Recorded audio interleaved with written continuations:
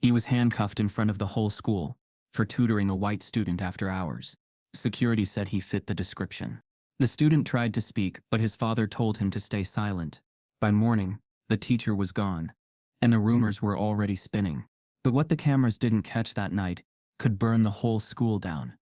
Before we deep dive into this interesting story, subscribe to our channel and tell us where are you watching from. Share in the comments below. Maple Creek Academy didn't just teach excellence. It manufactured it, tucked away in the rolling hills of Connecticut. The school's sandstone buildings and iron gates whispered old money and deeper secrets. Legacy ran thicker than blood here. Last names mattered more than first impressions. And among all the privileged students walking those pristine halls, Chase Landon reigned. He had the kind of charisma people were conditioned to admire. Blonde hair, tailored uniforms, and a smile rehearsed to perfection. His father, Douglas Landon, sat on the school's donor board. His grandfather had a library wing named after him. At 17, Chase had already been photographed for Forbes Teens to Watch. His path was Ivy League paved. His resume curated since preschool, his confidence unshakable. Except for one thing: calculus. No matter how many hours he claimed to study, or how many late-night emails his mother sent on his behalf, Chase couldn't crack it. Derivatives blurred, integrals mocked him, and word problems felt written in ancient code. Yet semester after semester, he floated by. Teachers hesitated to fail him. After all, failing Chase Landon was like biting the hand that fed the school's endowment. But in senior year, something shifted. A new math chair, Dr. Erin Miles, transferred in from a public STEM magnet school. She didn't smile much, didn't host cocktail nights, and certainly didn't care whose name was on the donor plaque outside the science lab. Chase's fall midterm came back with his paper had red slashes like open wounds. The murmurs started quietly. Wait, he failed? Wasn't he applying to Princeton? Even some teachers whispered in the staff lounge. We can't keep bumping his grades. Not with accreditation coming up. Chase's father scheduled a private meeting with the principal, Mr. Aldridge. Voices were raised behind the office door, the kind that carry even through oak paneling. The next morning, Chase's calculus teacher was mysteriously placed on medical leave. The class continued with substitute, but the damage had been done. The school needed a way to salvage the situation. Quietly. That's when Elijah Brooks entered the picture. Officially, he was listed as a math intervention specialist. Unofficially, he was a last-ditch effort to rescue Chase Landon's GPA. Before early admissions, Elijah had just been hired mid-year, a rare move for Maple Creek. The faculty email described him as a former Ivy League graduate with urban classroom experience. No one said it outright, but the coded whispers circulated fast. He's from DC, right? Public schools? Must be a diversity hire. When Chase received his tutoring schedule, he scoffed. I don't need help. I need a better teacher. His mother agreed, and drafted an email threatening to pull their annual family donation if her son was subjected to humiliating academic babysitting. The administration, already bruised from recent scrutiny, stayed firm barely. Now it was Tuesday, 4th. Chase sat outside room B, bench 1-4, spinning a Mont Blanc pen between his fingers. His blazer was freshly pressed. Hair perfect as always, but his knee bounced uncontrollably. Every other time he'd failed, someone had cleaned up the mess. This time, the mess had started to stick. He was so lost in thought, he didn't hear the footsteps approaching. The door creaked open. Standing in the doorway was a man in his late 20s. Crisp button-up shirt, sleeves rolled, skin deep brown. Clean fade, no tie, just confidence, and sneakers. Chase Landon, he said, checking a clipboard. Chase blinked, as if reality had glitched. The man held the door open wider. I'm Elijah Brooks. I'll be your calculus tutor.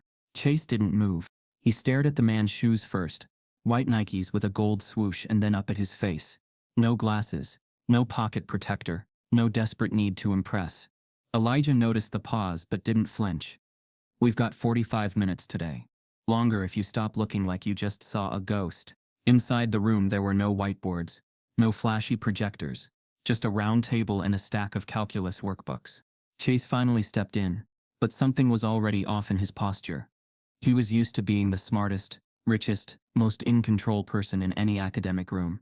But here, in front of Elijah, he felt strangely transparent. Are you even qualified to teach this stuff? Chase muttered. Elijah gave a dry smile. Top of my class at Brown. Masters from Columbia. I teach calculus like I breathe. So yeah, I'd say qualified. Chase's lips tightened. Right. Columbia. Elijah nodded, but his eyes narrowed slightly, not with anger, but calculation. He'd been in rooms like this before. He knew the tone, knew the type.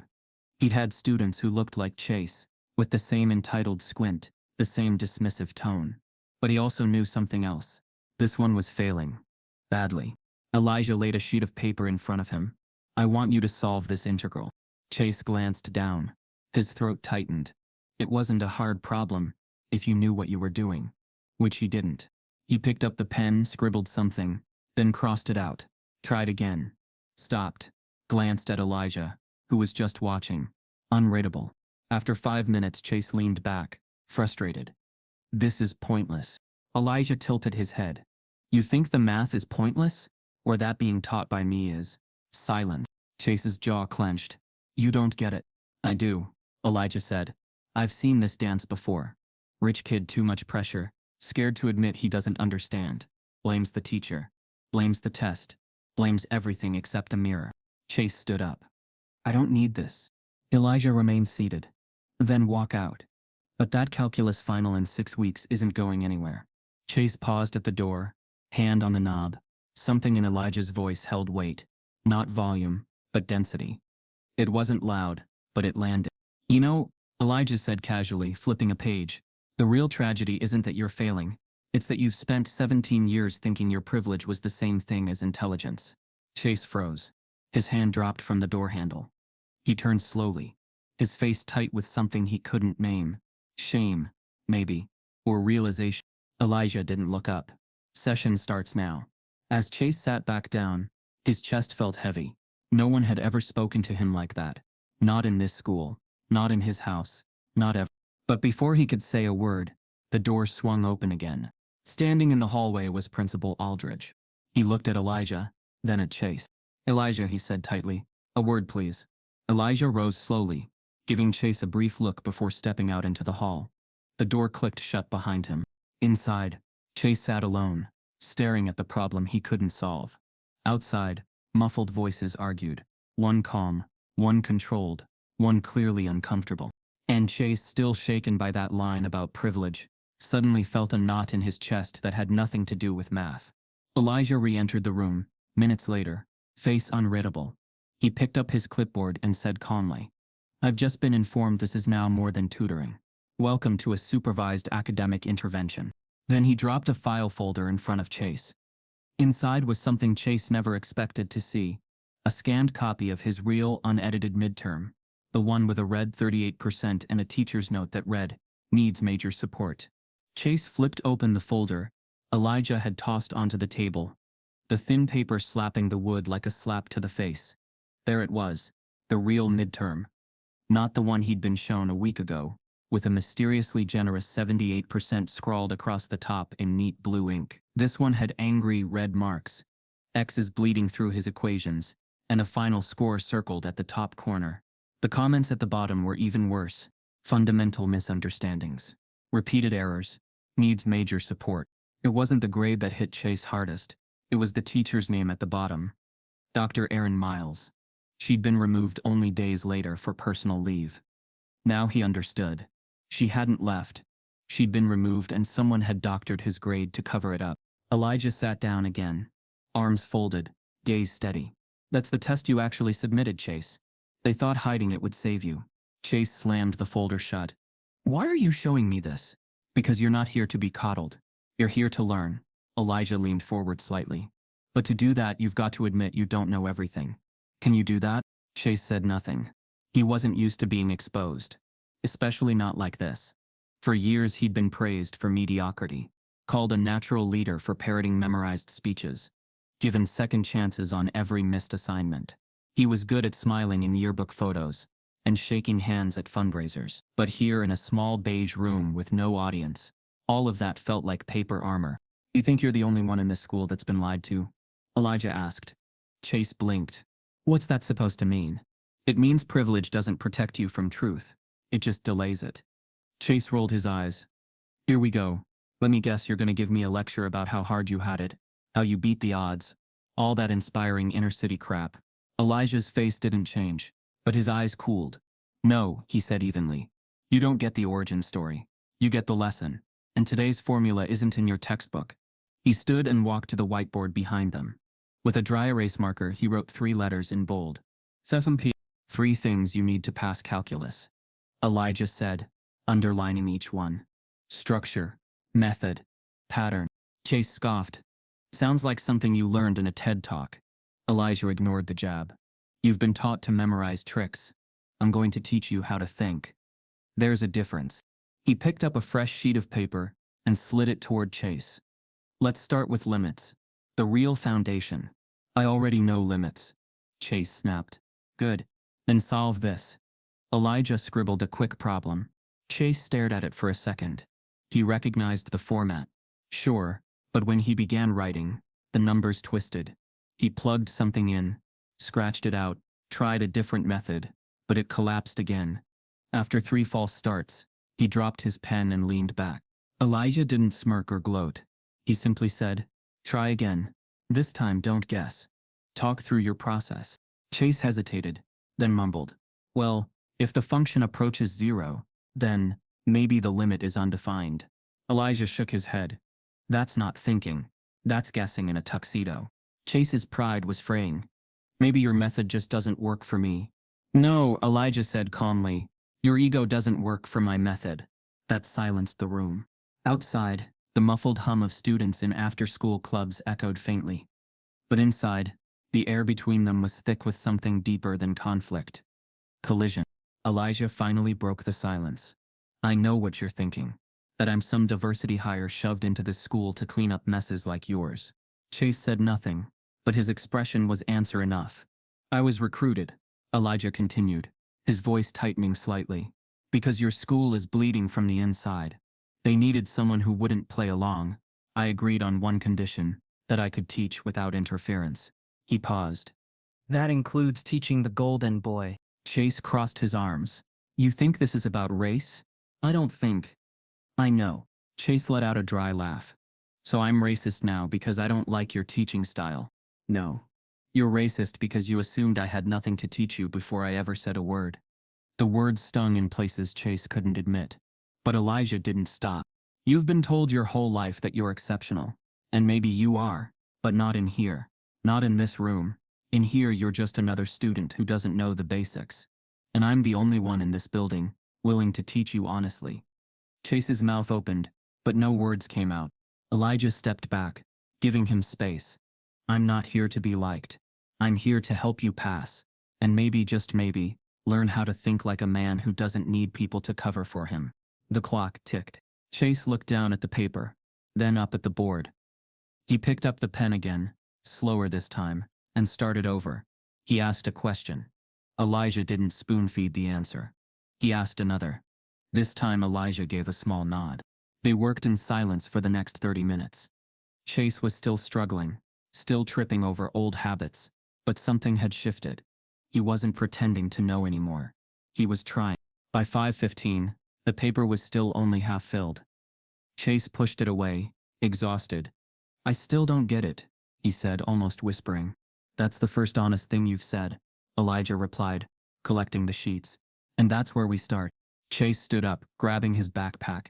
He paused at the door, not turning around. This whole thing, he muttered, is a waste of time. Elijah didn't flinch. That's your fear talking. Chase reached for the handle. You think you're better than me? Elijah finally looked up. No. I think I've had to be. Just to stand in the same room. Chase's grip tightened. He swung the door open and stepped into the hallway. His face burned, not from embarrassment, but from something deeper, messier. He didn't know if it was shame or awakening. Students passed him in the hallway, none of them knowing what had just happened behind that door. To them he was still Chase Landon, rich, untouchable, headed for Princeton. But for the first time in years, Chase wasn't sure he believed his own myth. He walked fast, wanting to escape whatever that session had stirred. His feet echoed down the empty corridor. But just as he turned the corner, Elijah's voice called out behind him, low, steady, but sharp enough to cut through everything. Next time you come in here, he said, Leave your father's shadow at the door. Chase stopped. He didn't turn around, but his breath caught. Because the truth was, he didn't know where his shadow ended, and his father's began. As he reached the school's front steps, Chase spotted something that made his stomach drop. His father's car parked outside, idling, and in the front seat, Principal Aldridge sat beside him, flipping through what looked like Elijah's personnel file. The day after Elijah received the anonymous threat, a strange stillness hovered over Maple Creek Academy. The manicured lawns looked the same. The ivy still curled along the brick, and the American flag fluttered obediently above the administration building. But something had shifted beneath the surface. The silence felt curated, watched. Elijah sat at his desk early, flash drive hidden in the lining of his messenger bag, eyes flicking to the doorway every few minutes. He hadn't slept much. Whoever had sent the threat wasn't bluffing. They'd known. About the drive. About his investigation. About the one line he was never supposed to cross. But Elijah wasn't a stranger to veiled threats. Not in the public schools of D.C. Not at grad school faculty meetings, where he was the only black man in the room, and certainly not at Maple Creek, where smiles were polished and sabotage wore cologne. He opened a manila folder, titled Chase Landon, Intervention Protocol. Inside was a stack of old reports, tutoring notes, assessments, and then one paper that didn't fit the formatting. It was a scan of an earlier calculus final from Chase's junior year. The handwriting was messy, the math sloppy, but somehow the grade in the top corner read, the signature at the bottom, Mr. Harold Kessler. Elijah paused. Kessler had retired last spring. Chase's junior calculus teacher. A relic of the school. Always wore sweater vests. Never spoke more than he had to. Elijah remembered a brief interaction with him during orientation, cordial but clipped. Elijah flipped the page. A typed note was stapled to the back. Final grade adjustments approved per donor liaison protocol. See attached memo. There was no attached memo. But the implication was clear. Kessler hadn't graded Chase. He'd protected him. Elijah's phone buzzed. A text from Dr. Erin Miles, silent since her departure. Kessler. Ask him why he retired early. Elijah stared at the screen. The pieces were falling into place, one ugly truth at a time. That afternoon, he paid a visit to the archives room beneath the library. A musty space filled with bound yearbooks, faculty meeting minutes, and personnel files dating back 50 years. He scanned until he found a printed email from last May, to Principal Aldridge, subject faculty exit package. H. Kessler. Reason for departure, early retirement, medical. No detail, no explanation, but there was a footnote. Approved by Board Liaison D. Landon, Douglas Landon, Chase's father. Elijah stood still, the folder trembling slightly in his hands. So that was the chain. Chase's inflated grade. The teacher who signed off and the father who secured the quiet exit. It wasn't just that Chase had been passed through calculus. He'd been engineered to pass. Meanwhile, Chase sat in the back of his calculus class, eyes fixed on the new proctor, Miss Fallon, an outside academic consultant, brought in to supervise final reassessments. Elijah had insisted on it. No school staff, no friendly grading, just a sterile environment, one test, and one student. Chase's palms were slick. He'd been studying with Elijah for 2 weeks, grudgingly, but earnestly. But the numbers still swam in his head. The limits, the derivative rules, integration by substitution. Every formula felt like a lock with no key. Fallon placed the exam booklet in front of him.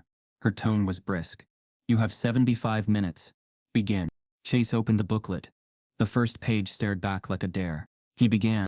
15 minutes in, he was already behind. He skipped 2 questions, circled back, misread one, changed an answer, then changed it back. Time raced. His mind didn't. Elijah waited outside, pacing the corridor like a father in a delivery room. He wanted Chase to pass, not for Chase, but for the truth. He needed proof that when stripped of favors, the golden boy was just another boy. At the 60-minute mark, Fallon emerged. Expression unrateable. He's struggling, she said simply. Badly. Elijah nodded. Let him finish. By the end, Chase looked like a version of himself he didn't recognize. Shirt untucked, tie loose, hair flat. He handed in the paper with a quiet thank you, and walked out without making eye contact. Elijah caught up to him outside. You gave it everything? Elijah asked. Chase nodded. Yeah. And it still wasn't enough. Elijah placed a hand on his shoulder, just for a second. That might be the first real thing you've earned in years. Chase didn't respond. He walked toward the parking lot, head down. 3 days later, the results arrived. Elijah opened the envelope in private. 1 page, 1 score. 40. He let out a long breath. The improvement was minimal, but it was honest. Undeniably. Elijah folded the paper, slid it into his briefcase, and headed to the admin wing. Principal Aldridge sat behind his mahogany desk, tie slightly loosened, reading over some form when Elijah entered. "Elijah," Aldridge said flatly, "something I can help you with? I need to speak to the Academic Integrity Board." Aldridge's face didn't move, but something in his eyes flickered. "What?" Elijah placed a copy of Chase's reassessment on the desk. "Because this student has been moved through the system on false credentials, and the chain goes back years." Aldridge pushed the paper aside. "You're digging where it doesn't help anyone. It helps every student who never had the chance Chase did." A long silence followed. Then Aldridge leaned back, sighing. "Do you have any idea what kind of disruption you're causing?" "I'm aware. And you're prepared for what comes with it?" "I didn't take this job to watch black students get docked for being excellent, and white students get inflated for being mediocre." Aldridge stared at him for a beat. Then he opened a drawer, pulled out a letter-sized envelope, and handed it over. "What's this?" Elijah asked. "Your contract renewal. Or lack of it. Effective end of term." Elijah didn't even flinch. He took the envelope, turned, and walked out. But as he stepped into the hall, his phone buzzed again. No name. Just a number. The message was short. "Back off, or you'll lose more than your job." Attached was a photo. His apartment door, the lock clearly tampered with. Someone had been inside. Elijah raced home, heart pounding. When he arrived, nothing seemed out of place, until he checked the drawer where he kept the flash drive. It was gone. In its place was a post-it note. "One more move, and the next thing that disappears won't be digital." The folder sat between them like a loaded weapon. Chase didn't touch it again, but he couldn't stop staring at the red ink burned into the scanned page. 38%, Elijah said quietly, as if naming a secret out loud. "That's the score you earned." It wasn't the number that made Chase flinch. It was the finality in Elijah's voice. It left no space for debate, no opening for excuses. Chase had been exposed, and this time no one had swept the glass off the floor. "I was told I got a 78, Chase said after a long pause. The words dry and defensive. "That's the grade I saw." Elijah leaned back in his chair, folding his arms. "You were shown what they wanted you to see, and you believed it. Not because it made sense, but because it made you feel safe." Chase looked up sharply. "Safe? You think I feel safe right now?" Elijah didn't answer. He didn't need to. The room's silence said everything. The truth was, it wasn't just a test. Chase had been lied to about who he was as a student, and maybe as a person. His entire academic identity, his resume, his GPA, his Ivy League dreams, wasn't built on excellence. It was built on insulation. "They told me Dr. Miles left because of health issues," Chase said suddenly, like the thought had just caught up to him. Elijah exhaled through his nose. "She didn't leave. She was forced out." "You think a teacher gives a golden boy like you a failing grade without consequences?" Chase's stomach twisted. "You're saying my dad got her fired?" "I'm saying the system made it easy for him to try." Elijah stood and walked to the narrow window, his back to Chase now. His tone lowered. "She fought to keep your grade honest. She fought because she believed in fairness, not favors. And she paid for it." Chase's chest tightened. He'd never met Dr. Miles in person. She had started grading papers right before she disappeared, and he'd assumed her absence was just another adult reshuffling. But now her name was attached to something he could no longer unsee, a score that no legacy, donation, or glossy family reputation could rewrite. "Why are you showing me all this?" Chase asked, his voice hollow. "Because you need to understand what it cost someone else just to tell the truth about you." Elijah turned, facing him fully now. "You're not the only one who got cheated." For a moment Chase didn't know what that meant. But then Elijah pulled a flash drive from his pocket and held it up. "This," he said, "is something Dr. Miles left behind. She slipped it to the assistant librarian the day she cleared out her desk. He handed it to me this morning." Chase swallowed. "What's on it?" "Every grade she submitted during her short time here, including the ones that got altered." Chase blinked. Wait, you're saying other students' grades were changed too? Not just changed, Elijah said. Rewritten. Selectively. Look at this. He plugged the flash drive into the laptop on the desk. In seconds, a spreadsheet loaded. Names, test scores, teacher comments, all cross-referenced with timestamps and electronic signatures. Chase leaned in. He recognized the names. Students in his AP classes, friends, competitors. What he didn't expect to see were the patterns. Ivy-bound kids, all legacy, mostly white, all their scores boosted, all by the same administrator login, Elijah explained. Now look at the students of color. Chase scanned down. His chest went cold. Lowered? Yep. Students who outperformed you? Penalized. Marked incomplete or needs resubmission. Some were even blocked from AP advancement. Chase couldn't look away. But why? Elijah met his eyes. Because too many black kids succeeding would have shifted the narrative. And the narrative here is that success has a look, and you have it. Chase sat back, stunned. He wasn't just the beneficiary of a broken system. He was its blueprint. You said my test was changed by someone who wasn't my teacher, Chase muttered. Who did it? Elijah hesitated. I haven't confirmed it yet, but I have a guess. Chase braced. Who? Your former academic advisor, Mr. Bishop. Mr. Bishop. Tall. Kind. The one who always reminded Chase to add his volunteer hours to his applications. The one who wrote glowing recommendations without asking questions. The one who used to slip him quiz corrections before retakes. Chase felt a strange twist of betrayal in his gut. He'd liked Bishop. Respected him. That's not even the worst of it, Elijah added, returning to the spreadsheet. Look at this file name. Chase read it aloud. Legacy Adjustment Protocol. They've done this before. Probably for years. Suddenly, the entire school felt like a stage. One where the lines were written long before the actors showed up. The tests, the awards, the class rankings. It was all theater. And Chase had been the star of a rigged production. He sat still for a moment, then said, almost to himself, so I'm not the smart kid. I'm just the safe investment. Elijah didn't correct him. But he didn't comfort him either.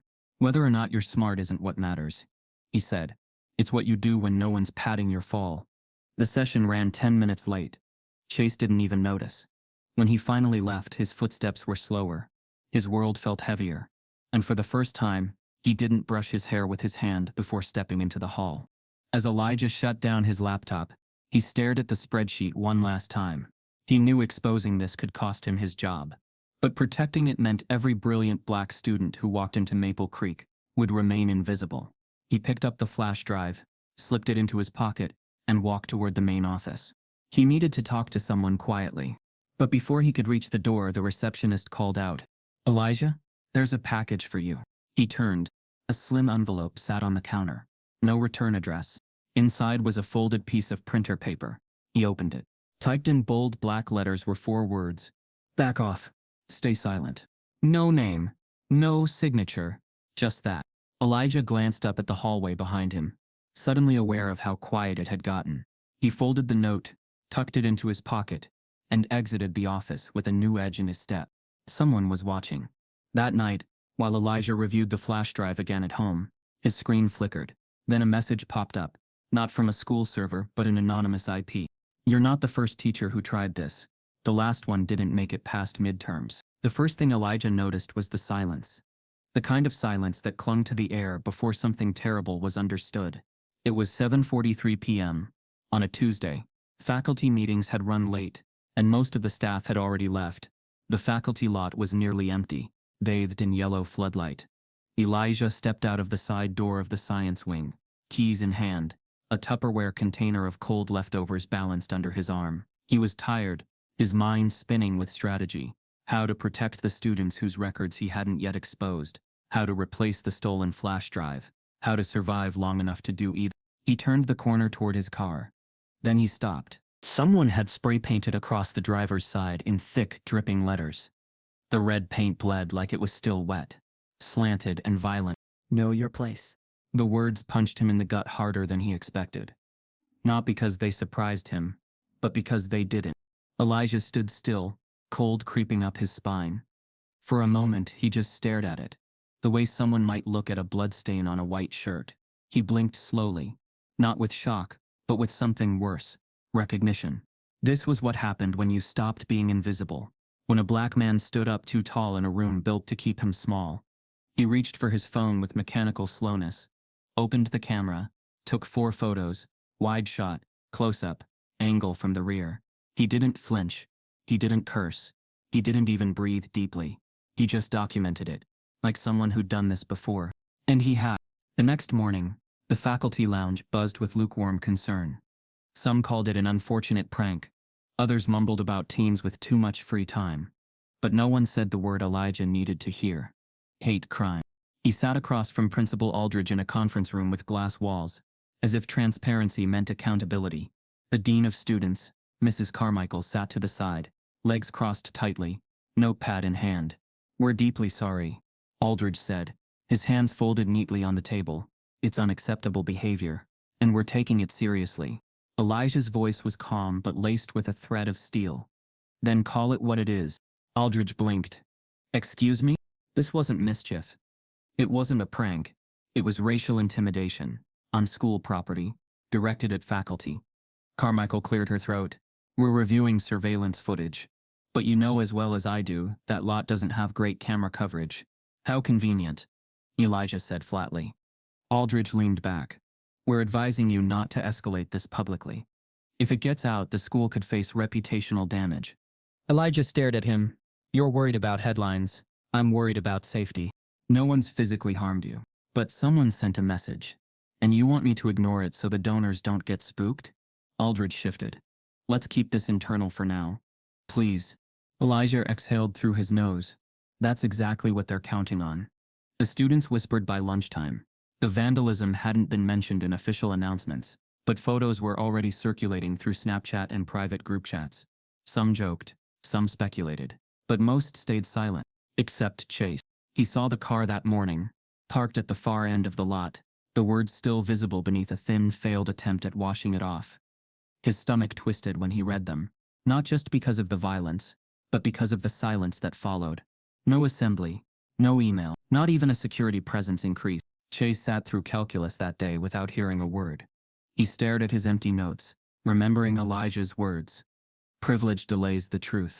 He couldn't stop thinking about the people who must have walked past Elijah's car and said nothing, who saw those words and chose to move on, who probably smiled at Elijah during passing periods as if the pain wasn't real because it didn't belong to them. He realized, for the first time, how easy it was to be part of the problem, not by doing something, but by doing nothing. Later that evening, Elijah returned to the parking lot, his car now washed, but the faint ghost of the slur still visible in the right light. He leaned against the door, staring into the cracked reflection of himself in the driver's side window. He didn't feel anger. Not yet. What he felt was the slow, methodical weight of erosion. The kind that wears down your dignity, not in shouts but in silence. In knowing that no matter how credentialed you are, how calm you speak, how clean your record is, someone still sees you as less. He checked the rearview mirror before getting in. Something caught his eye: folded paper wedged under the wiper blade. Elijah froze. He stepped around the front, reached for it cautiously. It was a lined sheet from a student notebook, the kind Maple Creek provided in its prep kits. A familiar handwriting filled the page. Tight, slanted, uncertain. He read the first line. "I didn't do this, but I've done worse." Elijah scanned further. "I've let people talk like this around me. I've laughed at it. I've ignored it. I let my silence be part of the system. You probably hate me already. But I need to say it out loud to someone who might actually care." It wasn't signed, but Elijah recognized the handwriting. Chase landed. He read it again, slower this time. "You're the first person who's ever looked me in the eye and told me I wasn't enough and didn't mean it as an insult. You meant it as a beginning." Elijah folded the letter slowly, pressing the crease with his thumb. For the first time all week, his breath slowed. Maybe the vandal wasn't the only message. Maybe someone else was starting to listen. He opened his car door and dropped into the seat. The paper sat in his lap as the engine started. But as he backed out, his phone buzzed on the passenger seat. Another anonymous text. This one was a photo. It showed Elijah's apartment door again, only now the frame was cracked, like someone had tested it for entry. The message below the photo read, "We warned you. You brought this on yourself. One more move, And next time it's not your door we break. For 2 days, Chase avoided room. He took the long route to third period. Ate lunch in his car, made excuses to his advisor. Each time he walked past the science wing, something in his chest locked. The guilt wasn't abstract anymore.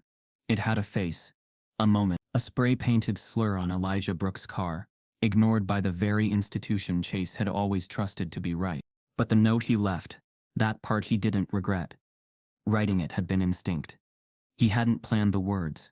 They just spilled, like a wound opening for the first time. On the third day, Chase stood outside the tutoring room again. He could hear Elijah inside, his voice measured, focused, reviewing logarithmic functions with another student. Not raised, not angry, still here, despite everything. When the door opened and the student left, Elijah looked up and paused. Their eyes met. Chase stepped in without being asked. Elijah said nothing at first. He simply pointed to the chair across the table. Chase sat, backpack unzipped but untouched.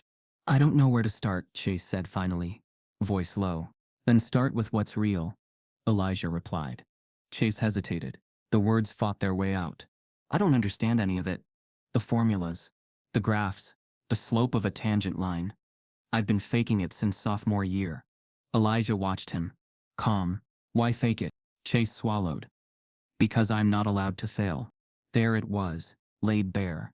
The sentence he'd never dared say aloud. "My dad," Chase stopped. "He thinks failure's a sign of weakness. He says men in our family don't struggle. We lead. We win." Elijah raised an eyebrow. "Is that what he calls this? Winning?" Chase cracked a sad smile. "To him, yes. He thinks getting into Princeton is the birthright he paid for. And you represent everything he doesn't trust, doesn't respect." Silence.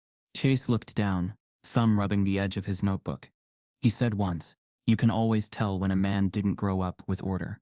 Look at how they carry themselves." He was talking about a waiter who was black. "I remember the way he said they like it was a flaw, a disease." Elijah's expression didn't change, but his shoulders tightened. Just slightly. Chase continued, voice cracking. "I used to believe him. There it was. Raw, ugly, honest. I looked at you that first day and thought, what can this guy teach me? And now I realize, you're the first person who's tried to teach me anything real." Elijah leaned back, arms crossed, not closed off, but grounded. "You don't need my forgiveness, Chase. You need your own." Chase blinked. "But if you're ready to work," Elijah added, "I'll meet you where you are. Not where your last name puts you." Chase nodded slowly. So they began. Not with Chapter 7, not with advanced integrals, but with basics, slope, rate of change, function rules. The kind of foundational blocks Chase had skipped, because no one had ever let him admit he didn't understand. Elijah didn't baby him. He corrected him quickly, asked questions that forced him to think. He didn't smile much, but when he did, it felt earned. Chase began showing up early, staying late, asking questions he used to pretend he knew. But more than that, he started listening. Not just to the math, but to Elijah's tone, his restraint, his silences, the calm way he corrected racial microaggressions without raising his voice, the careful way he moved through spaces that had never been built for him. One afternoon, they moved to the library's side wing. Quieter, better lighting. Chase sat on one side of the table, Elijah on the other, working through a practice test. For the first time, Chase solved a derivative problem without asking for help. He grinned. "That's the first time I've done it without guessing." Elijah gave a small nod. "And what did you learn?" "That guessing doesn't build anything." "And?" Chase paused, then said it. "But being wrong is part of learning." Elijah tapped the table. "Now we're getting somewhere." Across the room, a student in a varsity jacket was seated with his phone half hidden beneath a textbook. A few quiet clicks, a camera shutter muted by volume down mode. Then the phone slipped back into his pocket. That evening, a new photo went viral on a private student group chat. Elijah sitting across from Chase. Chase leaning forward, listening closely. The caption read, "Slave and master flip roles. Maple Week." By morning it had been screenshotted a dozen times, passed into private circles, then outside them. Within hours, it hit a regional meme page for elite schools. The comments section exploded. "Betty calls him sir after class." Next stop, affirmative. Tutored by the help iconic. Chase saw the image during second period. He froze. The laughter in the back row hit different now. It wasn't just cruel, it was targeted. He rushed out of class, phone shaking in his hand, and stormed toward room B. Elijah had already seen it. He sat at his desk, eyes on the computer screen. When Chase burst in, Elijah simply tilted the screen slightly. "So we've gone digital," Elijah said, voice low. Chase stepped forward. "I'm sorry, I didn't know they took that. I didn't." "This isn't about the photo," Elijah said, eyes meeting his. "This is about what they see when they look at us." He pointed to the screen. "That image? It threatens them. Not because you're being taught by me, but because you're listening to me." Chase's fists clenched. "This isn't right. They can't get away with it." Elijah gave a dry smile. "They always do. That's the design." Chase's face reddened. "Then we redesign it." Elijah studied him for a moment. The anger wasn't performative. It wasn't guilt. It was personal now. "That's a start," Elijah said. He stood and closed the laptop. "But before we take on the system, you still owe me 2 more derivative problems." Chase blinked.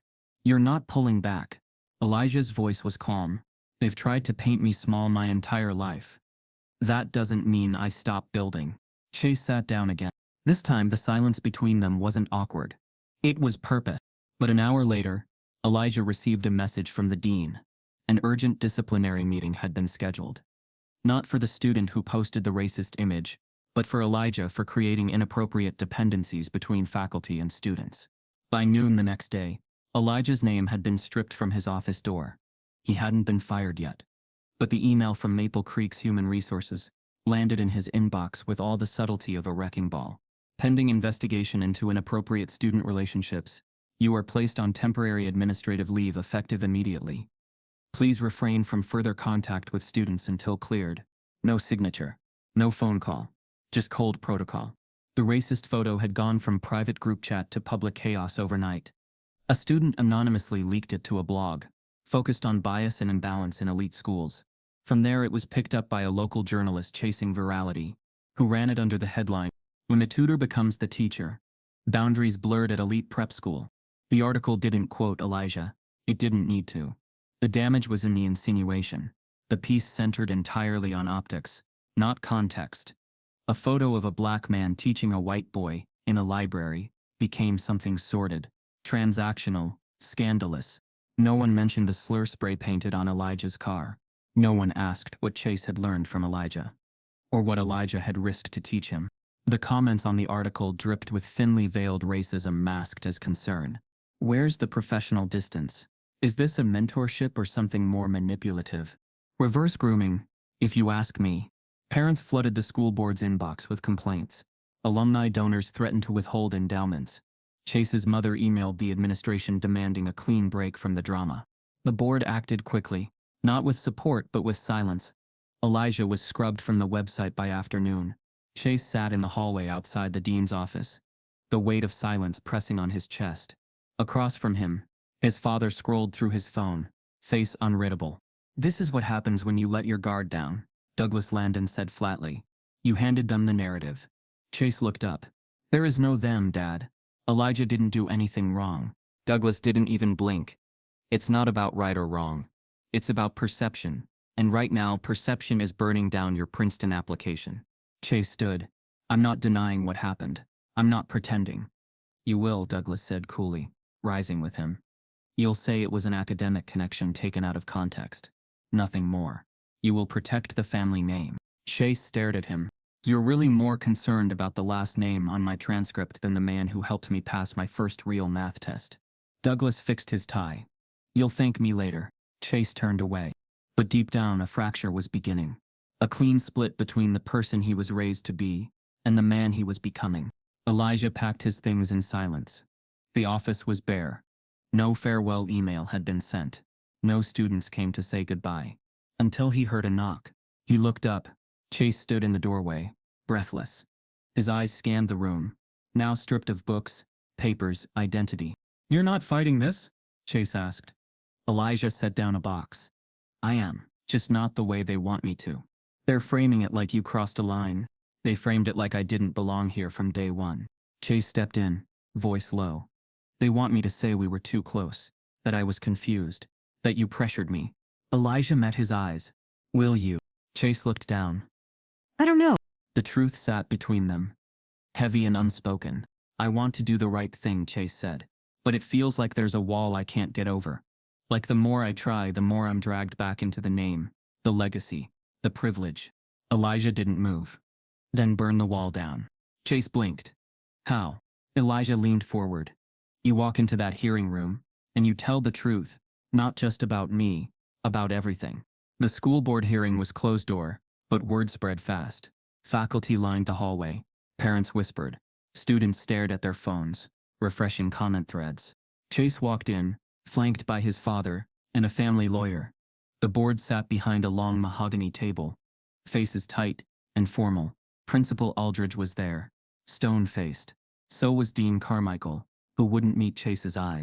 Elijah sat at the far end, alone, calm. But something in his posture had changed, no longer tense, just finished. The chairwoman cleared her throat. We've convened this hearing to address allegations regarding the conduct of Mr. Elijah Brooks and his professional interactions with students, most notably, Mr. Chase Landon. She turned. Chase, you've been asked to provide clarity. All eyes turned to him. His father gave a slight nod, the silent signal to keep it clean, controlled. Chase took a breath. Then he looked at Elijah, and something inside him broke open. Mr. Brooks didn't cross a line, Chase said. He was the only person who ever told me the truth about my failures, my privilege, my school's lies. A murmur rippled through the room. My calculus scores were falsified, my records padded. I was passed not because I was smart, but because of my last name. Mr. Brooks refused to be part of that. The chairwoman raised a hand. Chase, this isn't… No. Let me finish. He turned to the board. You didn't put him on leave because of that photo. You put him on leave because he forced you to look at what this school really values. Elijah sat still. No reaction. Chase's voice rose. You say you want leaders? Then let them lead. You say you want truth? Then stop silencing the people who speak it. He paused. My name may open doors, but it doesn't mean I deserve what's behind them.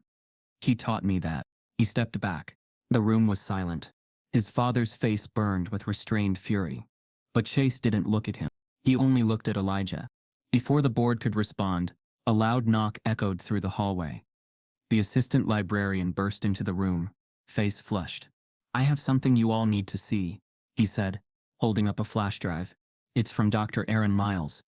She saved everything. For a moment after Chase's confession and the librarian's dramatic entrance, it felt like everything might shift. The school board members murmured nervously as the assistant librarian handed over the flash drive.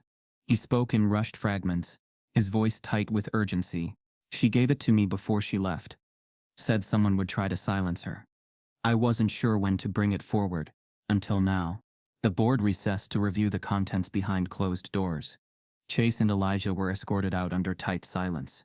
No resolution, no thank yous, just polite containment. Outside, Elijah sat on the stone bench facing the quad, hands clasped together. Chase stood beside him, not knowing if he should speak or give space.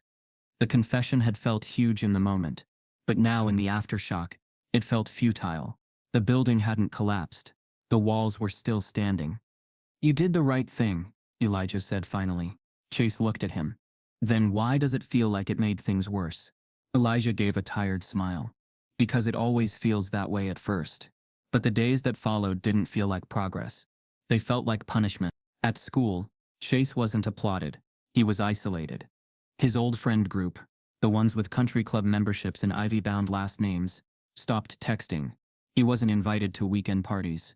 Girls who once smiled at him now looked past him in the halls. Even some teachers, who used to call on him first, stopped making eye contact. In the cafeteria, Chase sat alone. In calculus, a seat beside him stayed empty, even when the classroom was full. Whispers followed him now. Not the flattering kind, but sharp-edged murmurs laced with ridicule. Guess he found a new daddy in Mr. Brooks. I heard he cried in the board meeting. Weak. He's the one who took down the tutor, right? Weird obsession. The worst part? The lie stuck. Despite Chase's statement, despite the flash drive, Elijah's suspension remained. The board issued a vague statement. We are reviewing all materials provided, Until then, the status of Mr. Brooks remains unchanged to ensure a fair and thorough process. Fair. Thorough. Words that meant wait, or worse, disappear. At home, the fallout was just as brutal. Douglas Landon didn't raise his voice. He didn't need to. His anger was sculpted, cold, and strategic.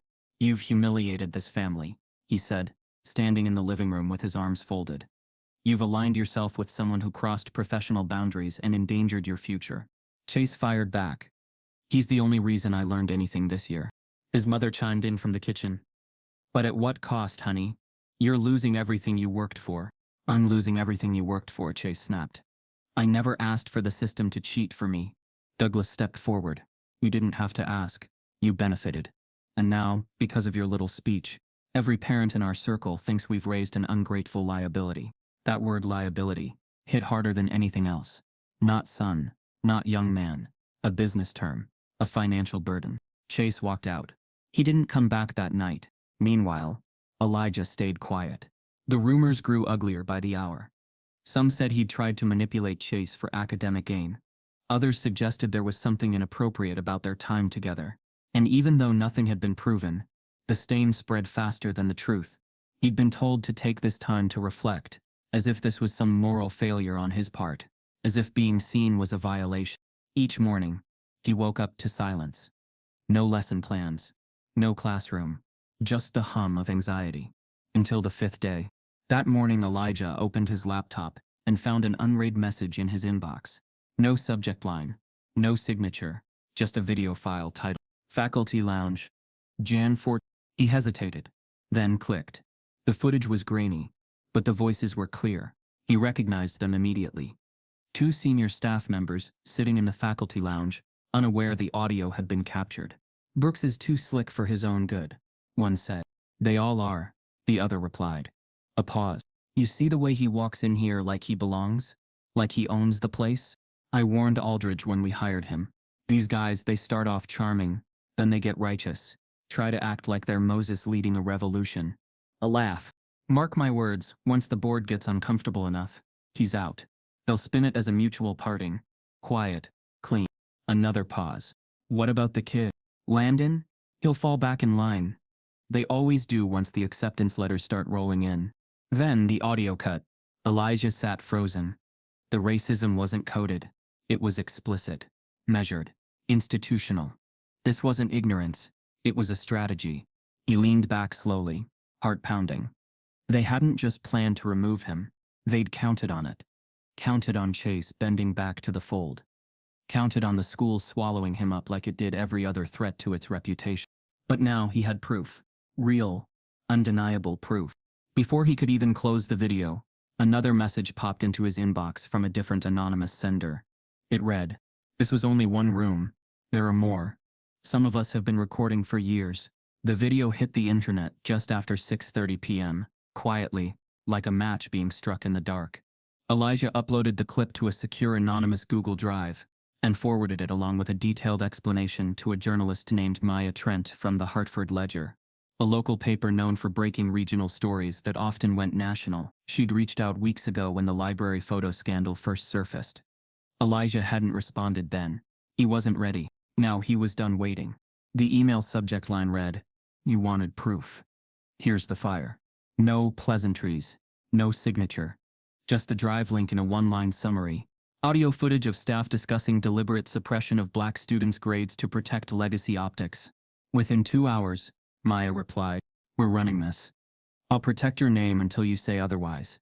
But this is the kind of tape that topples reputations." By 10 p.m. the video was embedded on the Hartford Ledger's website, with a headline that burned. Exclusive. Secret tape reveals elite schools plan to suppress minority achievement.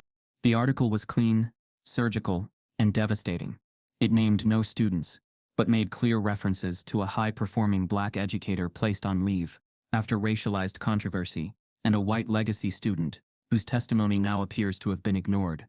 Within minutes, the school's email servers crashed. The phones rang off the hook. The clip began spreading on Twitter, under the hashtag Maple Creek Exposed. Parents reposted it in fury. Alumni groups, especially those from marginalized backgrounds, demanded statements. Activists began tagging Ivy League admissions offices, questioning the ethics of feeder schools built on such institutional rot. Elijah sat on his couch, watching the news spread like wildfire. But the emotions didn't come easily. No victory, no relief, just a steady hum of readiness. At Maple Creek, Principal Aldridge scrambled to contain the fallout. A midnight board meeting was called. The PR team, flown in from New York, prepared two possible statements. One where the school condemned the isolated incident, and another where they took full responsibility for a systemic failure. They hadn't decided which direction to go yet. Meanwhile, Chase stared at the screen in his bedroom, watching the video on loop. He recognized the voices. He remembered being 13, standing in that very lounge, waiting to be picked up from soccer practice. The casual racism didn't seem new to him now, only newly undeniable. He turned to his laptop and began drafting something. Not an essay, not a homework assignment, a letter. But back in his apartment, Elijah was beginning to notice something that didn't sit right. At first it was just a flicker, his hallway light blinking once, then going dark. He thought it was the bulb. Then he heard a subtle creak, one that didn't match the rhythm of his old floorboards. A shift in air, the kind that signaled movement. He stood. The window latch, which he always double-checked, was slightly ajar. Cold air drifted in. His stomach turned. He turned toward the small drawer in his desk, the one where he'd kept the original flash drive with the raw, uncompressed video file. Not the copy, not the exported MP4, the source. He yanked open the drawer. Empty. At first he thought he'd misplaced it. He pulled the drawer completely out, checked beneath it, behind it. Nothing. He turned back to the window. And there on the sill lay a calling card. Not literal, but unmistakable. A single paperclip unbent, laid perfectly straight. It was how the custodial crew at Maple Creek left notes for each other. An inside signal. Except this one wasn't left by a janitor. Elijah backed away from the desk, every inch of his body alert. He didn't panic. He didn't call no. He reached for his laptop and pulled up the encrypted backup upload. Still there. Still safe. But the message was clear. They were watching. And they wanted him to know it. The next morning, Elijah didn't return to school. He returned to the press. Maya Trent released a follow-up piece with more bite than the first. She didn't name him yet, but made clear that her source had been threatened, followed, and burglarized. The implication was unmistakable. Maple Creek wasn't just racist. It was covering its tracks. The backlash was immediate. National outlets picked it up within hours. The Washington Post, NBC News, Vox and Teen Vogue. Influencers, activists, educators, everyone started talking. By 4 p.m., Maple Creek released its first statement. We are appalled by the footage recently published, and are launching a full internal investigation. Effective immediately, several staff members have been placed on leave while we cooperate fully with legal authorities. It was the kind of language designed to calm flames. But the fire had already spread. Protesters, students, parents, former graduates, began gathering at the front gates. They held signs not just about Elijah, but about every black student whose excellence had been shaved down to fit someone else's comfort zone. Truth deserves tenure. We're not your diversity quota. Stop grading in skin color. Elijah watched it all from afar. He stayed silent. Not because he feared them, but because now they feared him. And yet amidst the chaos, one thing still haunted him.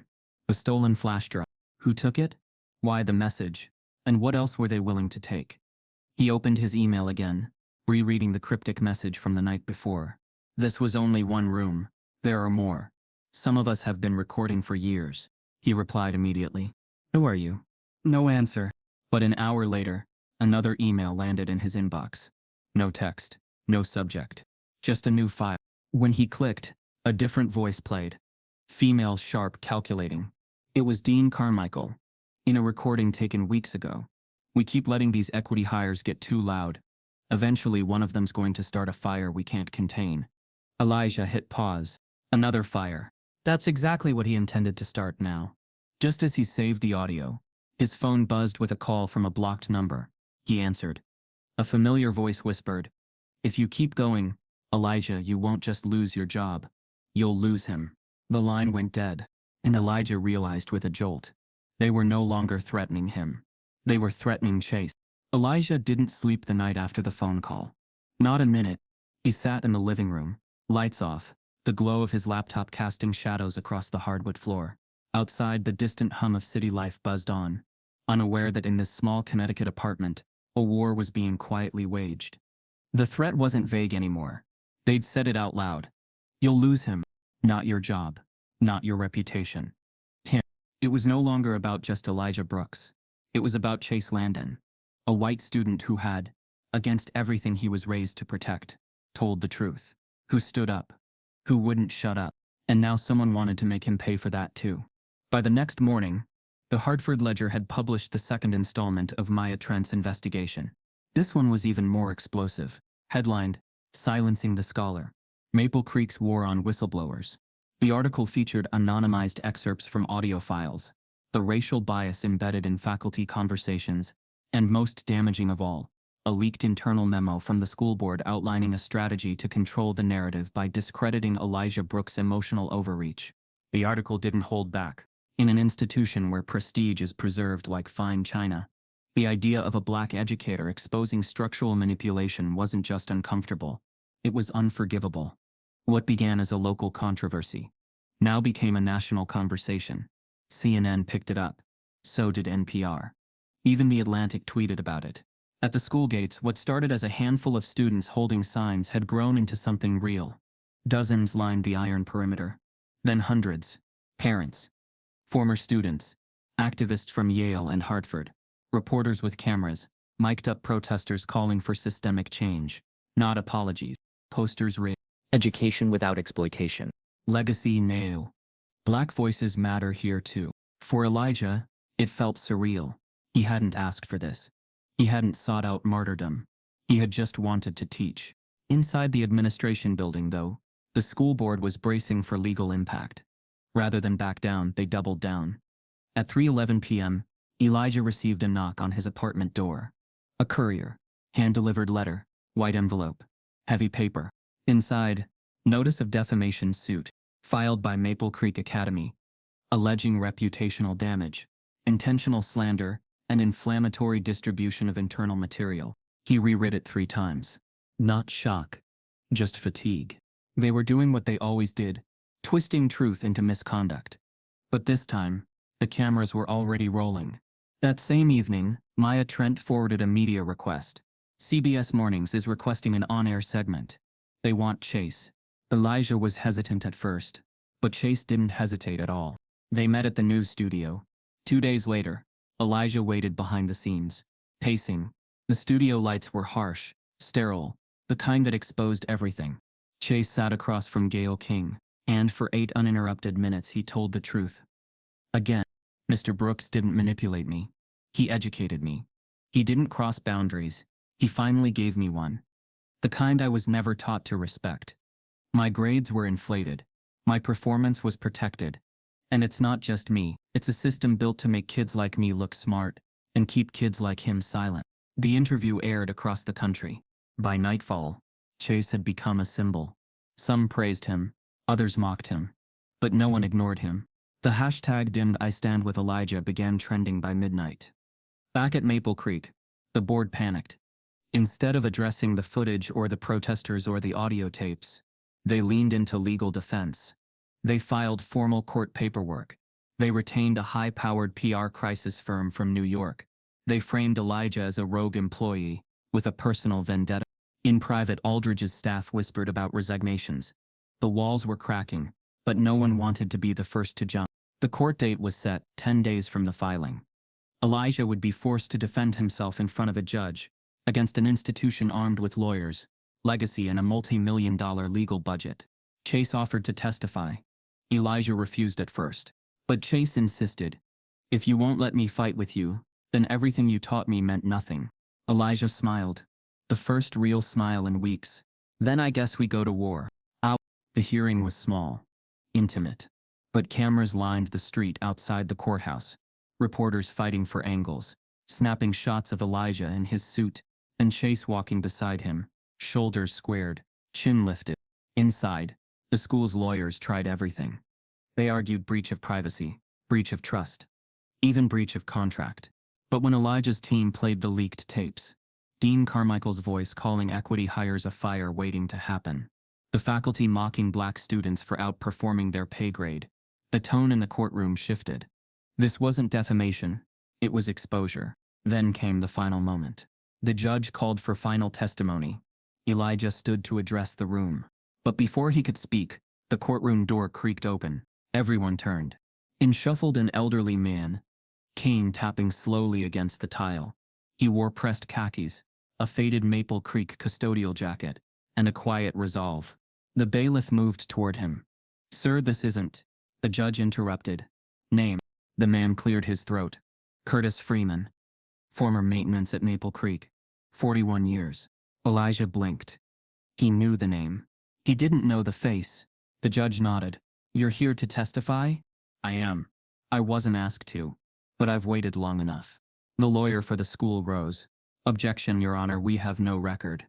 "Overruled," the judge said. "Let the man speak." Curtis shuffled to the stand. Once seated, he faced the room, then looked directly at the school's legal team. "I cleaned those classrooms for 4 decades, he said. And for 4 decades, I watched students like Elijah Brooks be told they weren't enough, even when they were twice as good. The courtroom held its breath. I've seen teachers change grades. I've seen files disappear. I've seen kids get shut out of AP classes because of how they looked or where they came from." He paused, hand trembling slightly. "And the worst part? I stayed silent. I thought if I just kept my head down, I could keep my job, feed my family, and maybe it wasn't my fight." He turned to Elijah. "But you made it your fight, and that means it's mine too now." Elijah's eyes glistened. The judge nodded slowly. "Thank you, Mr. Freeman." Curtis stood. But as he did, he pulled something from his coat pocket. A thumb drive. "Before I retired, I backed up every maintenance camera feed I had access to," he said. "You might want to check the teacher's lounge from last October." The judge motioned for the bailiff to take the drive. The screen cut to black, and Chase whispered under his breath, "They buried the truth for decades. We just dug up the first bone." The courtroom grew so quiet you could hear the soft clink of Mr. Curtis Freeman's cane tapping against the witness stand. The thumb drive he handed over now sat sealed in a plastic evidence envelope on the judge's bench, but the real evidence was already unfolding in his voice. Mr. Freeman wasn't polished. His sentences weren't rehearsed, but what they lacked in academic eloquence, they made up for in raw, decades-deep truth. "I started at Maple Creek in 1972, he began, adjusting his glasses. Back then, the only black folks in the building were the cleaning staff, and sometimes the cafeteria ladies. There was a pause. "Nothing changed much in my first 20 years, he continued. Not the way we were looked at, not the way the students talked about us when they thought we couldn't hear." He glanced around the room, letting the words settle. "I didn't have a degree, so I knew my place. Or that's what they taught me. But I watched, I listened, and I remember." The courtroom leaned in. "I saw kids from Ridgeport and East Haven. Black kids, Latin kids come in with test scores higher than the legacies. They didn't get scholarship offers. They got transferred to lower tracks. They got flagged for behavioral issues just for raising their hands too much." Curtis's hands shook slightly as he gripped the wooden rail. His voice didn't. "There was a girl in 86, Brianna Jennings, sharp as a blade, outscored every white kid in her class on the math placement. They bumped her to remedial anyway, said she lacked social maturity. She dropped out her senior year." Murmurs rippled through the courtroom. Elijah sat frozen, jaw clenched. Chase's eyes remained locked on Mr. Freeman, his throat tight. The judge asked gently, "Mr. Freeman, why didn't you speak out before?" Curtis swallowed hard. "Because I had rent, and a wife with diabetes, and a boss who reminded me every December that my contract could shift." He turned toward the school board's legal team. "I cleaned those lounges where teachers joked about diversity decor for the yearbook. I mopped floors while white boys made monkey sounds behind black kids' backs. I was there when Dean Carmichael said the school didn't want too many minorities in one class, because it might skew alumni donations." Gasps echoed from the back rows. The lead attorney objected, but the judge waved it off. "This isn't defamation. This is a witness account. Continue, Mr. Freeman." Curtis's voice grew sharper. "I saw teachers like Mr. Kessler change test scores. I saw counselors edit college essays to sound less urban. I saw scholarship files go missing after kids made too much noise about fairness." He turned his gaze directly to Elijah. "And then you came, and I knew it was gonna blow." Elijah blinked, barely holding composure. "You walked in here with your degrees, your calm, your belief that you could change the system from inside. But this system, it doesn't get changed from inside. It gets dragged out, exposed, burned clean. Mr. Freeman looked at the judge, then at the public gallery. And I didn't want to die knowing I stayed quiet. A pause. I ain't got many years left. But I've got this moment. The courtroom was silent for several seconds. No shuffling, no whispers. Just heavy, stunned air. Then someone in the back stood and clapped. Another followed. And another. Within moments, the entire back row rose. Curtis looked surprised. He didn't smile, but his shoulders relaxed. The judge banged the gavel lightly. Order, please. Curtis nodded, wiped his eyes with a handkerchief, and stepped down, cane echoing against the tile once more. As he returned to his seat, Elijah placed his hand gently on Curtis's arm. A silent gesture. Nothing needed to be said. But in the second row, Douglas Landon was already rising. Red-faced, jaw-locked. He didn't wait for recess. He turned on his heel and stormed toward the exit, his expensive shoes striking the tile harder than necessary.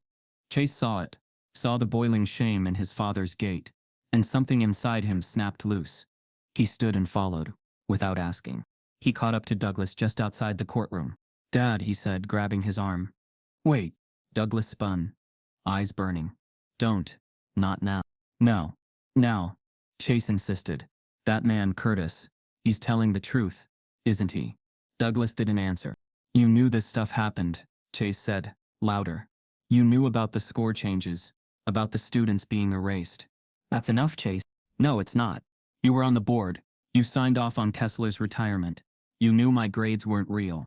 Douglas took a step forward, looming. I protected you, he hissed. I protected our name. I gave you the life you were promised. Chase's voice broke. Even if it meant someone like Elijah had to lose everything. Douglas's jaw tightened.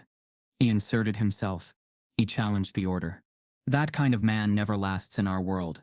Chase took a slow breath. Maybe I don't want to live in that world. A long silence stretched between them. Then Douglas turned, walking off down the hallway, shoulders stiff. Chase didn't follow. He stood in the echo of his father's footsteps, staring at the courtroom doors. When he finally returned inside, he didn't sit. He walked straight to Elijah. I want to speak next, he said. Elijah blinked. Are you sure? I'm done hiding behind their story. He paused, voice steady. It's time I tell my own story. When Chase took the stand, the courtroom felt different. Not quieter, just heavier. Like every person inside understood this wasn't just about school anymore. It was about legacy, about inheritance, not of wealth, but of truth, and what someone dared to do with it. He sat upright, palms pressed against the oak tabletop, staring straight ahead at the judge. Behind him, Elijah didn't blink. Mr. Freeman watched from the front row, hands folded over his cane. Maya Trent had her phone out, recording every word. My name is Chase Landon, he began, voice tight but clear. I'm the son of Douglas Landon, grandson of Arthur Landon, and for most of my life, I believed I was exceptional. He paused, letting the silence fill with weight. I was told I had a gift, that I was naturally smart, destined for Ivy League schools. I believed it because everyone around me repeated it. Teachers, coaches, college counselors, no one ever said the word privilege, but it was in every look I got. Every second chance, every unexplained A-. He shifted slightly, voice rising. But then I met someone who didn't lie to me. Elijah Brooks. He didn't care about my name. He didn't flinch when I failed. And when I finally admitted I didn't understand the math I was supposed to have mastered, he didn't pity me. He taught me, honestly, brutally, fairly. The judge listened. Still, the school's lawyers scribbled furiously. What happened next wasn't about math, Chase continued. It was about power, and what this school does to anyone who threatens its illusion of fairness. They took a photo out of context, twisted it into scandal, and suspended a man who was only doing his job better than anyone else. He glanced toward the school board. You knew I wasn't the student my record said I was. You changed grades. You edited files. You buried truths. Because if someone like me fails, your whole system cracks. Chase took a deep breath. And if you're wondering why I'm saying this, why I'm turning on my own school, my own family, it's because a few days ago I learned something else. Something worse. He reached into his jacket, pulled out a thin folder. My grandfather, Arthur Landon, funded a scholarship here in the 1970s. A large one. Generous. Prestigious. But it came with a condition. He opened the folder, reading aloud from the scanned document. Recipients must demonstrate exceptional academic promise, uphold the school's traditional character, and where possible reflect the cultural values on which Maple Creek was founded. Chase held up a second paper. This is from a memo between the board and my grandfather's estate lawyer. It clarifies what cultural values meant. White, male Anglo-Saxon candidates shall receive preferential review under the original vision of the donor. Gasps rippled through the courtroom. Even the judge's mouth tightened. My father knew, Chase said. He's known for years. He didn't just protect that legacy. He used it to maintain influence, to ensure students like me rose, and others were quietly pushed aside. He folded the paper. Well, I'm done rising on someone else's erasure. He looked directly at Elijah. If I have to choose between the Landon name and what's right, I choose the truth. And then, with a calmness that surprised even himself, he turned to the judge. I withdraw from the Landon scholarship. I decline the Princeton legacy offer. And I'm asking that Maple Creek formally strike my academic awards from the last 2 years. They were not earned. Not honestly. The judge nodded. This court commends your courage, Mr. Landon. Chase stood. The silence after was not empty. It was respectful, reverent, real. That night, Chase returned home to a house that no longer felt like his. His mother was crying. Not the kind of crying that comes from sadness, but the kind that comes from humiliation. His father stood in the kitchen, stiff as ever, holding a glass of scotch. You've destroyed everything, Douglas said without turning around. Do you understand that? Chase didn't flinch. No, Dad. I exposed it. Douglas turned slowly. Your grandfather built this family. He funded this school. His name's carved into stone. And how many futures did he bury to build it? Chase asked. Douglas walked forward, voice low and sharp. You think you've done something noble. You've made enemies that won't forget. You think Princeton will take a boy who just dismantled his entire privilege engine. I don't care, Chase said. I don't want to succeed like you do. Not if it costs someone else's future. Douglas stepped closer, nose inches away. You don't even know what future you have now. Chase stared at him. No, but for the first time it'll be mine. Then he turned and left. He didn't pack a bag. He didn't say goodbye. He just walked out the front door and didn't look back. Graduation day came 2 weeks later. The media had left. The protests had shrunk. The courtroom battle hadn't reached verdict, but the court of public opinion had already passed judgment. Elijah had not been reinstated, but he had become something more powerful than employed. He had become undeniable. The auditorium buzzed with nervous energy. Seniors in caps and gowns filed in row by row. Parents filled the rows. The faculty sat quietly on stage, tension thick as fog.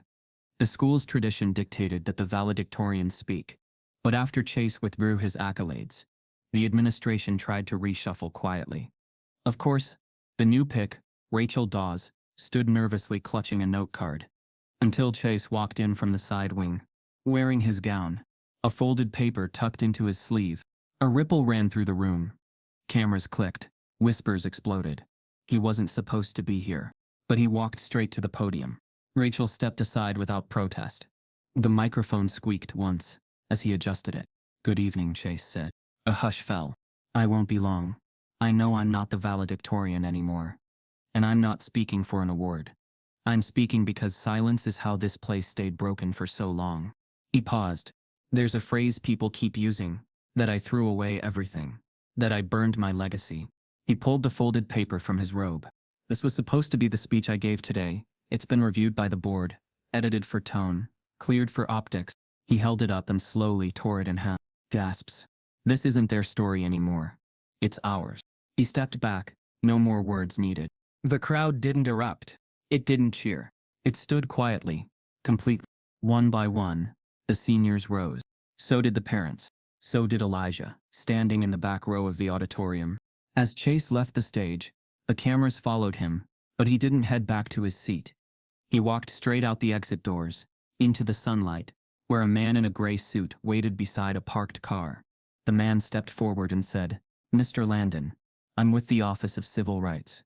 We'd like to formally open a federal investigation into Maple Creek, and we'd like you and Mr. Brooks to testify. The ceremony began under an overcast sky, the kind that hovered with indecision, gray, uncertain, suspended between storm and surrender.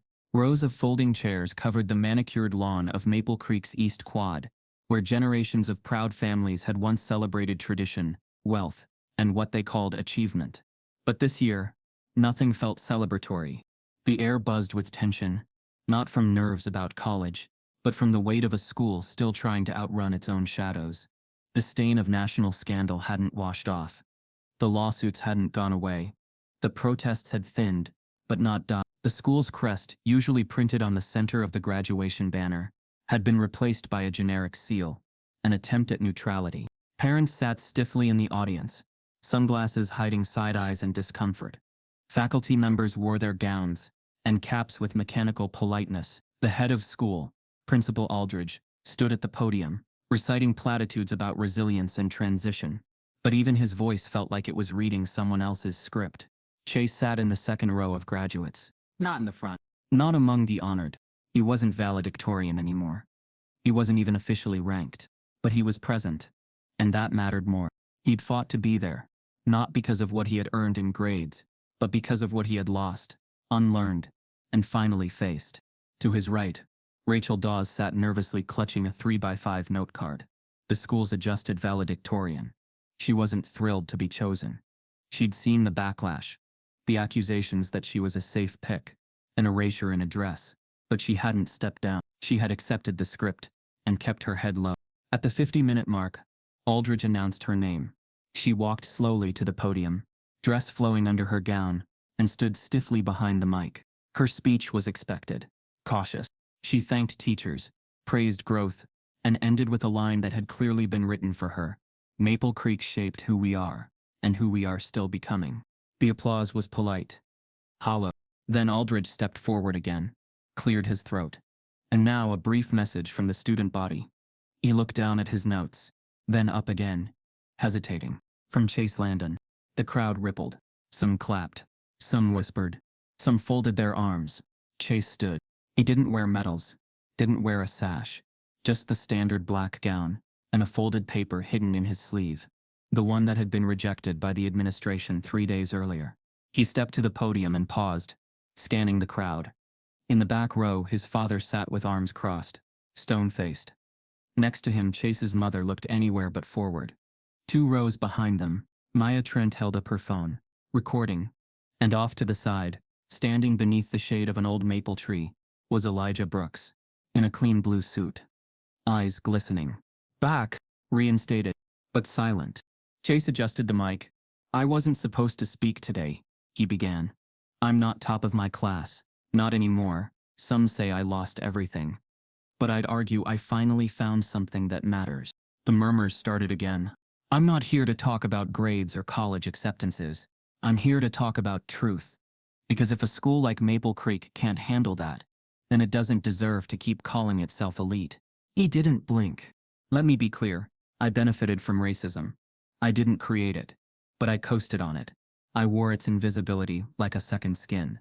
I didn't question why I passed tests. I barely understood why I was labeled brilliant without ever feeling challenged. I didn't question why students of color were always the ones pushed to the edges. Smarter than me, harder working than me, but always told to wait, to adjust, to accept. Someone in the audience shouted, "Sit down," but he didn't. Mr. Brooks, Elijah didn't make me feel small. He made me see how big the lie around me had grown. He paused, letting that settle. You taught us to be leaders here. But leadership doesn't mean popularity. It means doing the right thing when it's inconvenient, when it costs you your status, when it costs you everything. Another parent shouted, "This is not the time." Chase leaned forward. "It's exactly the time." The wind blew through the quad, lifting the corner of the speech in his hand. I was raised to protect a name, Chase said. Landon, but that name was built on exclusion, on legacy that wasn't shared, on silence, and I'm done with silence. He slowly pulled the official graduation speech, the one edited and approved, out of his sleeve. He held it up, then tore it cleanly in half. Gasps. Audible. Some faculty looked down. Others turned away. Elijah didn't move, just a slow, steady tear slipping down his cheek. I don't know what future I'm walking into, Chase said, folding his hands on the podium. But at least I'm walking into it as myself. He stepped back. No music played. No announcement followed. The silence was louder than any applause. But then, one clap. From the back. Elijah. Then another. And another. A slow build. Students rose. One by one. Not all, but many. Some parents followed. Others sat rigid in protest. But the air had shifted. Something old had cracked. Something buried had surfaced. And this time it didn't go quietly. After the ceremony, Chase stepped off the stage, eyes searching for Elijah. But the crowd had swallowed him up. Instead, a man in a gray suit waited near the perimeter. "Chase Landon?" the man asked. Chase nodded. Unsure. I'm Agent Litton with the Office of Civil Rights. We've opened a formal federal inquiry into Maple Creek Academy. We'd like you to testify. Chase blinked. "Testify?" "Yes," Litton said. "Your statements, your confession triggered a wave of complaints. What you said today, it's admissible and powerful." Chase looked past him, toward the edge of the quad. There, under the shade of the tree, Elijah stood, still, waiting. "He'll testify too," Chase said. Agent Litton smiled. "That's the plan." But as Chase walked away, his phone buzzed. One new email. No subject. No sender. Just one line. "You may have cracked the surface, but you have no idea how deep it goes." Chase looked up, slowly realizing that this wasn't the end of the war. It was only the beginning, and someone powerful was already preparing the next move from the inside. The sun was soft. The afternoon Elijah met Chase one final time. They didn't meet in room B104, or the library wing, or anywhere near the school. That part of the story was closed. Instead, they sat outside at a quiet cafe on the edge of town, away from cameras, questions, and the court of public opinion. The tables were small, the iced teas sweating, and the world just for an hour felt still. Elijah wore a charcoal button-down. No blazer, no briefcase, just him. Chase looked older than he had even a month ago. Not in his face, but in the way he carried silence. He had a worn spiral notebook tucked under one arm, and his hand trembled just slightly as he pulled out a chair. They didn't talk about the lawsuit, or the OCR investigation, or even the email Chase had received the day before, the one that warned he had no idea how deep it goes. That would come later. Today, there was only one reason they sat across from each other. One last calculus test. Not the schools, not the boards, not even for a grade, just a blank sheet, a pencil, and Chase's raw ability.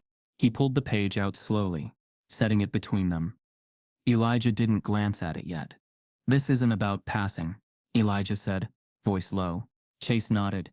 "I know. It's about knowing who you are when no one's watching." Chase exhaled. "That's the scariest part." "No, son," Elijah said. "That's the real part." They sat in silence for a beat. Then Elijah slid the test forward. 4 questions, each one more difficult than the last. No multiple choice, no calculators, just Chase's mind, and everything he'd finally stopped pretending to know. He picked up the pencil. Elijah watched quietly. It wasn't like the first session. No eye-rolling, no arrogance, just concentration, stumbles, rechecking, corrections, real learning. The first question took him 9 minutes. The second, 12. On the third, he froze halfway through the problem. Something twisted. "I'm not sure which method applies," Chase said. Elijah didn't answer.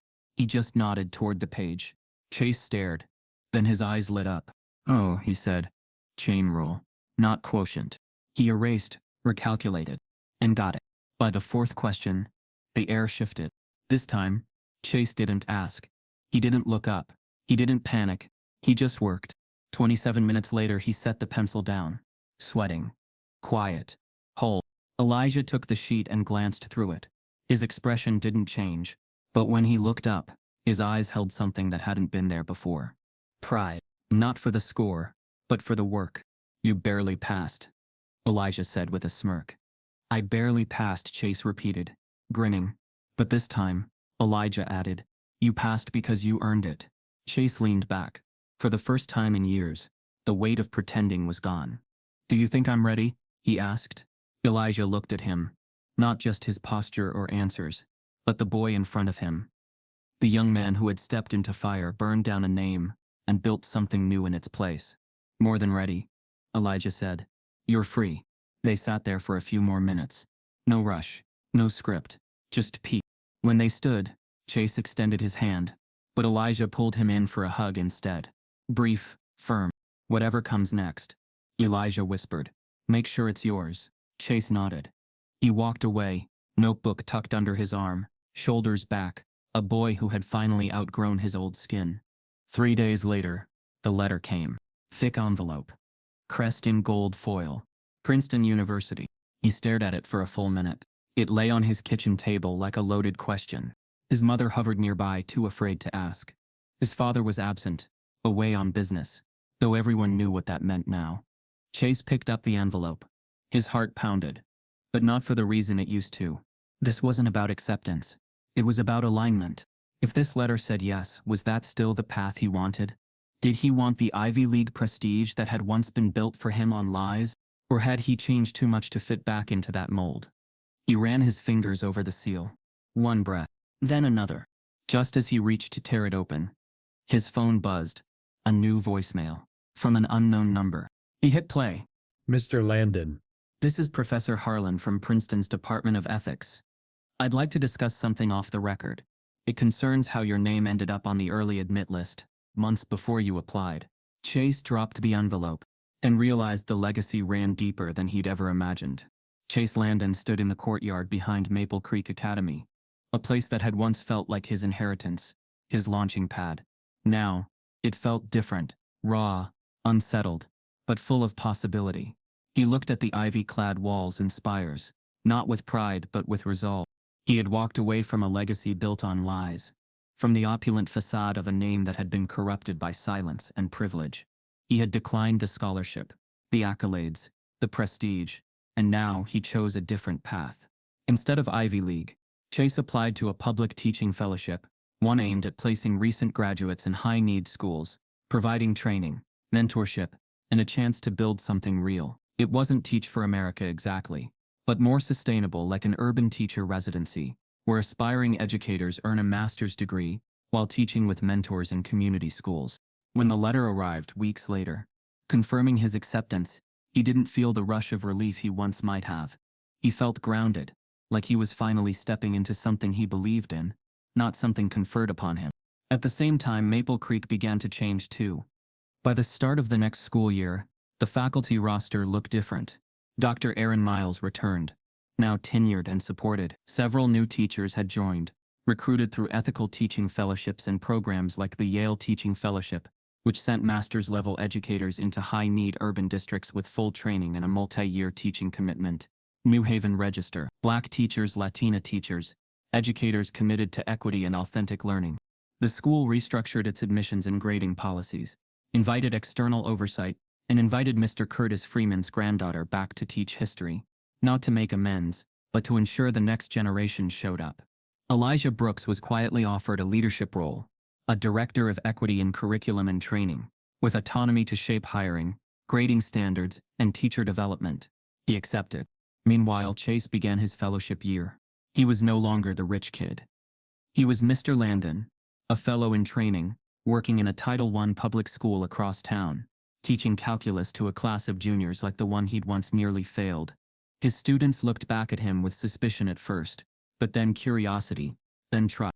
On the first day, he paused at the chalkboard, tracing the equation of a line, exactly where it began. Because smartness, he finally understood, starts with fundamentals, not flash.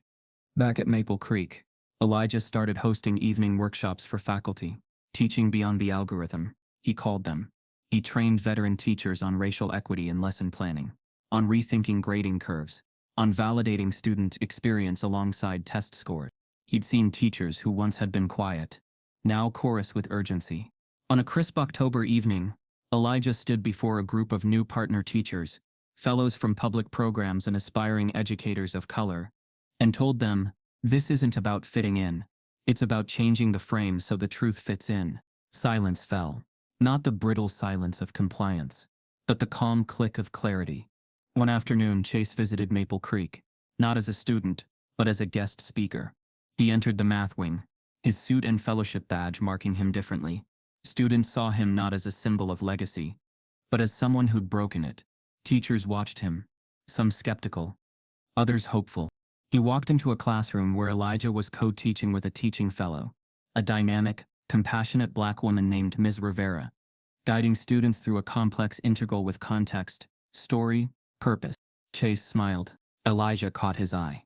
And for a moment, their shared history, privilege, lies, tears, transformation danced silently between them. Weeks later, Chase rounded his new classroom's back corner and froze. There, leaning slightly on a chalkboard, were equations he had taught, scribbles layered with arrows, questions, student names, doodles, real student work, genesis of curiosity, mistakes marked in different colored chalk. He ran a finger over a particularly messy problem and felt something swell. Meaning, the school's walls weren't just changing, they were cracking and healing, rooting, growing. Because education isn't about building temples, it's about tending gardens. That evening, as twilight deepened, Elijah invited Chase to his new office. A simple sunlit room, with 2 chairs, books on pedagogy, and a worn chalkboard. They stood, facing it together. Elijah handed him a piece of chalk. "Your first frame," he said. Chase thought of his journey, yearbooks, tests, betrayal, lawsuits, forgiveness, fellowship. He wrote across the board, "I teach to be taught." Elijah nodded. Chase stood back, and the classroom felt quiet with reckoning. Outside, the building's stained glass glowed golden. The courtyard below shimmered with late daylight.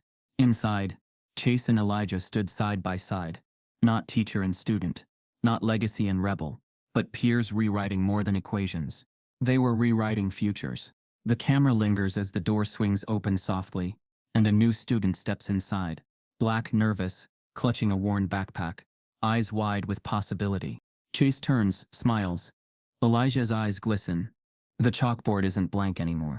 It waits. For them. For her. The story ends, not with a headline, but with the flicker of potential in that quiet classroom. Some stories aren't just meant to be heard, they're meant to shake us. If this one made you stop, made you feel, made you angry in all the right ways, don't scroll past. Type yes if you believe silence protects injustice. Subscribe if you believe the truth deserves a louder voice.